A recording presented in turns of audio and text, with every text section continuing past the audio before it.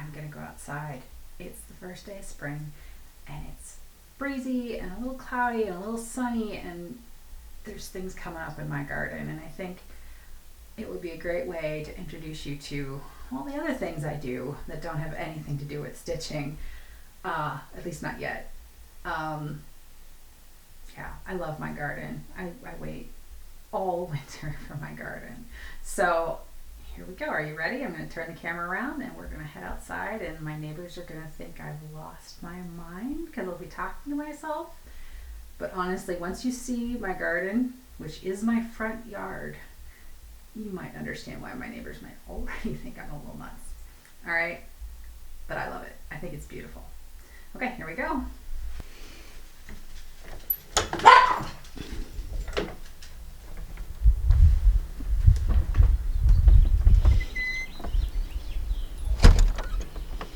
Okay.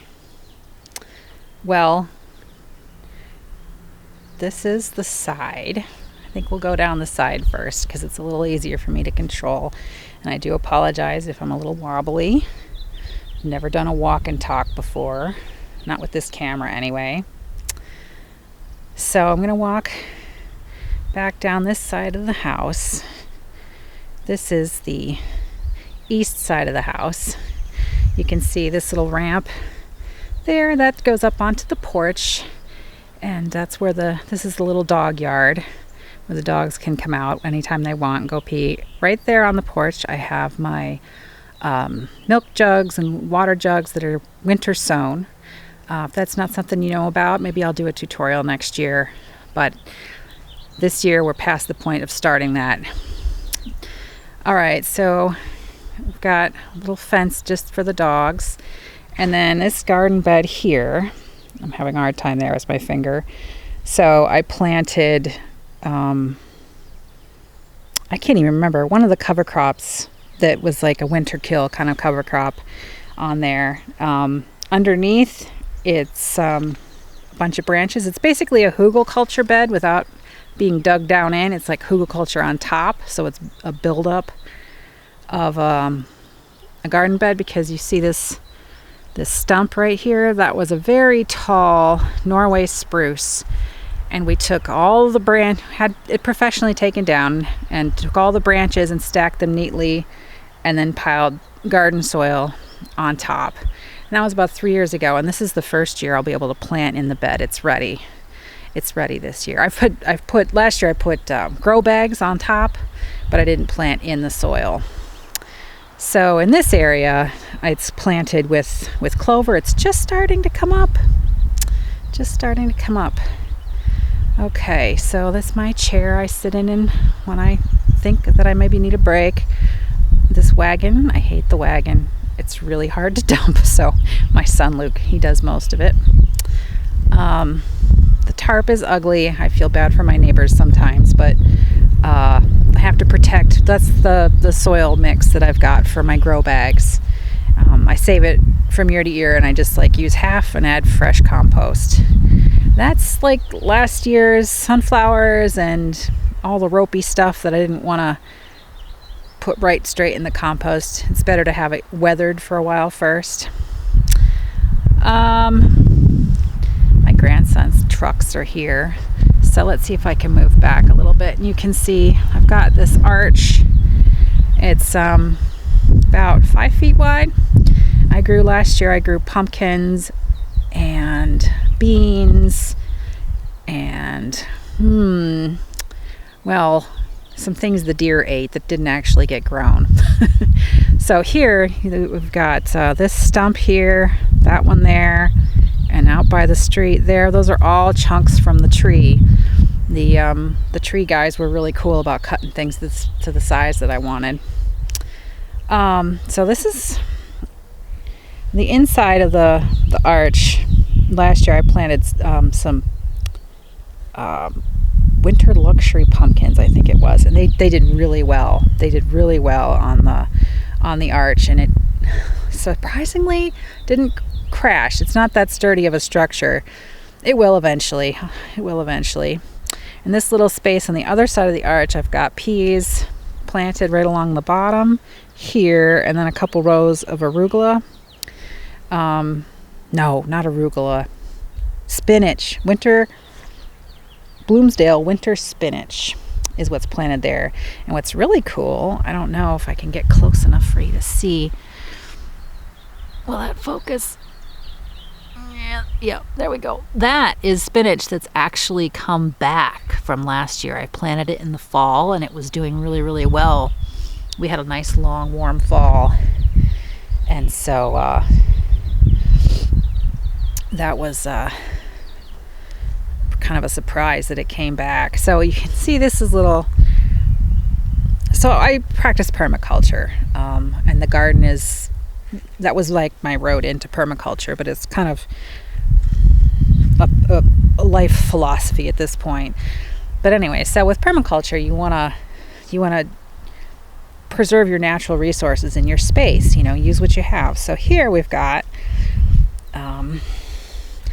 my neighbor down the hill from me, down the street, has a terrible problem with all the street runoff goes into her yard and wipes everything out. So we've dug this little ditch, and it's just an idea right now. It'll look more, I don't know, deliberate later. And we're going to fill it with mulch so it's not so ugly and trippable. But it goes and it takes the water from the street into the garden. And the garden beds are raised by virtue of having the paths dug down over the years. I don't know if I'm having a hard time showing it. Everything's kind of just brown this time of year. But you can see okay, so there's the central loop goes around and there's an X in the middle. So there's two horseshoe-shaped beds here, back there toward the house, and this one here. And then the paths are all dug deep and then filled with mulch. That's the next step. The mulch tends to disintegrate and sink down over the course of the year, so every spring we top them up. We finally have a good system for doing that. We have free mulch from the village that we can access. So these are the main annual veggie beds here in the middle. And yes, this takes up my entire front yard. It looks beautiful once it all gets going. This year it's kind of drab, but it does get much, much prettier. So there's things coming up. Let's see, right here, these, every year I have tons and tons and tons of forget-me-nots that self-seed, and they come up, and I let them come up wherever they will because they're pretty much done by the time I'm able to plant, the vegetables. Some things need to go, like in the middle of this vegetable bed, we've got, this is lemon balm, and my big plant of lemon balm up toward in the right place has kind of faded over the last couple of years, so I'll just replace it. And these things coming up here are, I didn't, for some reason, I got distracted at the end of last fall and I did not dig up the parsnips. So they're coming up. They're re-sprouting, and I'm imagining I'm going to get a ton of seeds, which is awesome. And this, let's see. Whoa. Old knees don't like to bend down.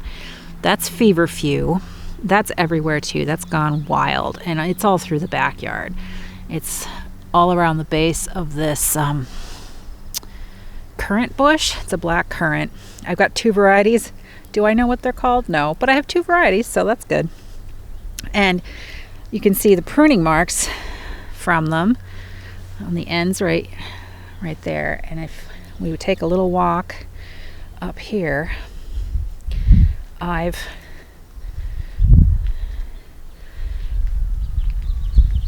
got cuttings started. Some of these were started last fall, and some of them have just been this spring, but they're all looking pretty good. The taller ones are here in the front. Those are the currants, and these ones back here are elderberry. And the elderberry is going to be planted pretty much right where those are, because the gutter above that is kind of dead, and a lot of water comes down there. Elderberries tend to like water, and they're also okay to plant next to your house because they don't have very deep root systems or extensive. They lack water and they don't go deep, so they're good with, you don't have to worry about your foundation. So here, right up next to the house, there's more of the forget-me-nots. I've got, unbelievably, I think it's a cabbage right there in the middle. That's come back, didn't die, and right below it, that's cilantro.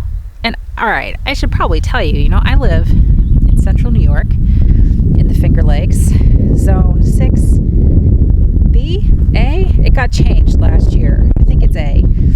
And I've never had stuff come back. Never. So the spinach coming back and cabbage. Yeah. Cabbage. There's another one. I didn't even know that one was there. That one right there. That's pretty awesome. So that'll get me seeds. So a lot of vegetables are biannuals, and so you get the seeds on the second year, and normally you just you're done with them. You pull them up and plant them again the next year. But I'm kind of liking this, just leaving stuff and see what it does on its own. Okay, so this is a good view of the whole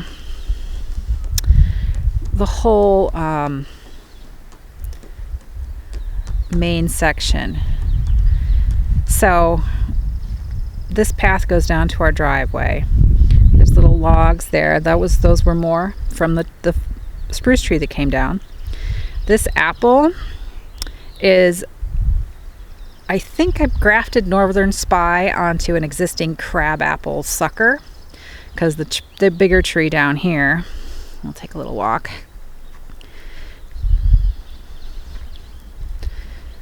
Yeah, this tree is just a decorative crabapple, but you can graft any apple onto it. So I used it as a rootstock, and the tree was kind of dying, so we cut it way back. And let me get a better angle so you can see what we've done. So yeah, you can see the outline there. It was pretty much dying, and so we cut all the limbs off, and I grafted. Oh, let's try to use the camera. There we go. I grafted into the ends these new branches, and a couple other places too. So now we've got a Northern Spy instead of a crabapple in the front yard. So that was pretty awesome. And last year we actually had a couple apples on this branch here. I'm trying to get them to weep so that we can eat them, but then I don't want this one to weep too much because it's right over the driveway. Okay. So there's Winnie. My hand's starting to shake, so if the camera's shaking, I'm sorry. There's Winnie. Hi, Winnie. Hi, Winnie. Winnie always comes in the garden with me. It's her favorite thing that I do.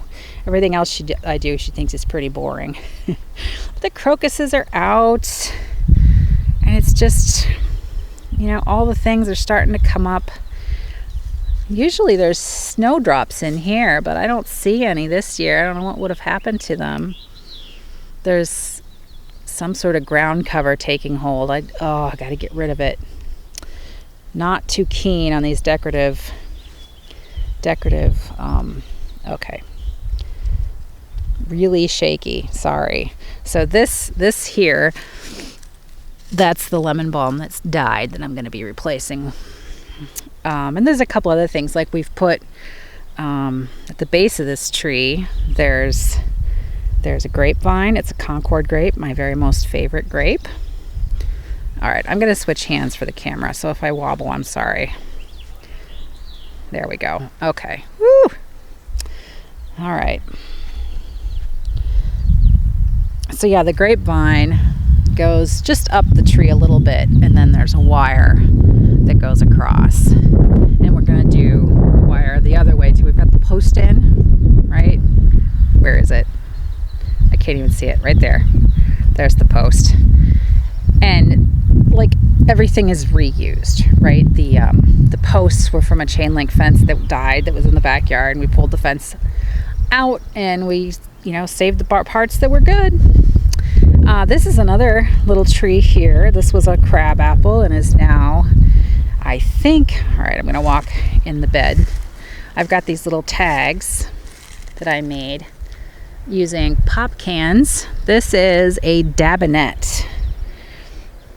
Can't read it, but I can read it. Dabinet on crabapple sucker 2021. That's when that went in. It hasn't grown very much because the deer are very happy to come into the yard no matter what I do and eat as many things as they can. So this little tree has got the same problem, same year, but you can see like all the sad little tips, right? Been chewed on way too many times by those dang deer. And it's usually a mother and her fawn, and I don't have the heart to be mean to them and kick them out. There's not much you can do anyway. I mean, it's the front yard. I can't put a deer fence up. I mean, there are limits. There are limits. So let's see. I went up to the front, but I didn't talk about the water barrels. And we put these water barrels in last year. I like it better in the summer because then all my ugly things are hidden. I try to keep the ugly things up back behind all the greenery. This time of year, it's all out for. So yeah, the water. It's uncomplicated. They're just open. They catch water. They get algae. They get mosquitoes. We put fish in them, and that's it. Not complicated, right? And last year we put in this walkway. When we moved here, there were a couple paths with these stones. So these are all reclaimed. And we had, they got crushed, Contractors, that's all I have to say. Contractors suck. If they think you have junk, then they make it more junky. They just don't care. Anyway, right, so that's the front yard garden. And it's, I don't know, what is it? 1,000 square feet. So I'll walk this way again. This was the original path to the mailbox, and this was all grass. Everything. I mean, even around the base of the tree was grass. And so we've been here 12 years in April, and it's taken that, and I didn't do anything out front the first year, so it's probably been 10 years of work out here. Some years I didn't do anything, too sick. The last couple years have been pretty good. So these are elderberries. I've got a couple varieties. Thank you to Sean and Sasha from Edible Acres. I got cuttings from them in 2022, I think, is when I got the elderberries. And we got berries last year for the first time because they finally got tall enough where the deer can't reach everything. So I've pruned out a lot of the branches and stuff this year. They were kind of getting in the way of the sidewalk, which, if you can see this is supposed to be the sidewalk. We're responsible for replacing it, but that's a lot of money. So we're probably going to do it ourselves one of these years when nobody walks on the sidewalk here anyway. They walk in the middle of the street because it's so quiet. So yeah, it's been really windy, so I tipped over a couple of my vine growing things. This little bush here, this little dead looking thing, but it's not dead, is a Weigla?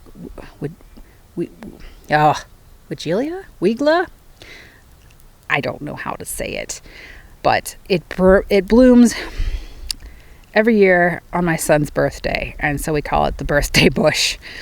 And in June, that's our way of knowing what time of year it is. And this here is a quince, a fruiting quince, and I took cuttings off my neighbor Charlotte's bush that I think she said her grandfather planted.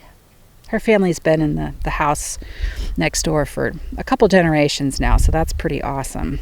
And so, she was thinking about taking it out, and I thought, well, I will I will preserve that history on the street, you know. That kind of thing really appeals to me. I think at the base of it we've got, hi Winnie, hello Winnie, you're so good kitty.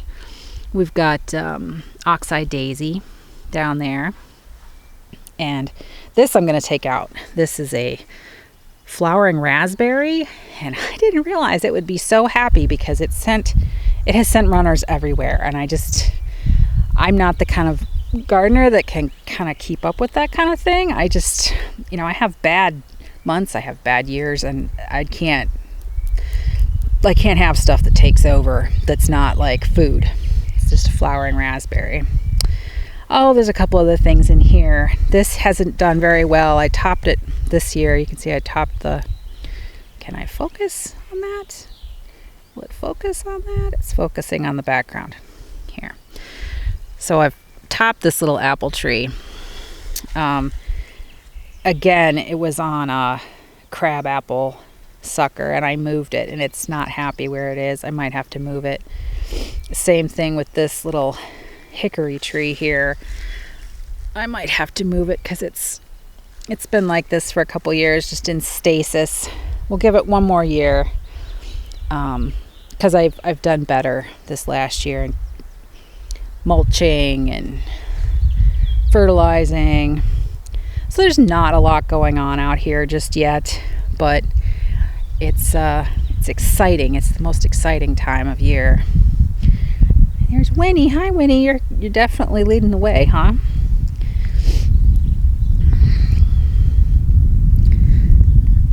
Oh, what else? Oh, there's right in my shadow there. Let me get my shadow out of the way. There's French sorrel right there. And I've got a couple spots of that coming up. It's very sour, but I really like it. And the deer really like it too. So yeah, in here, all along here, there's a whole ton of oregano. This is, I can't remember the name of it, but they get too tall and they get tangled up in the apple tree. So I might dig that out and move it to someplace a little bit more. It's a flower, so I tend to put less thought into where I put those things, and that's not a good idea. Oh, all along, they're not quite up yet. It's been a little bit too cold, but all along the back side of these little logs are comfrey plants, and there's a couple of them right in here as well, and I use that for mulch and making fermented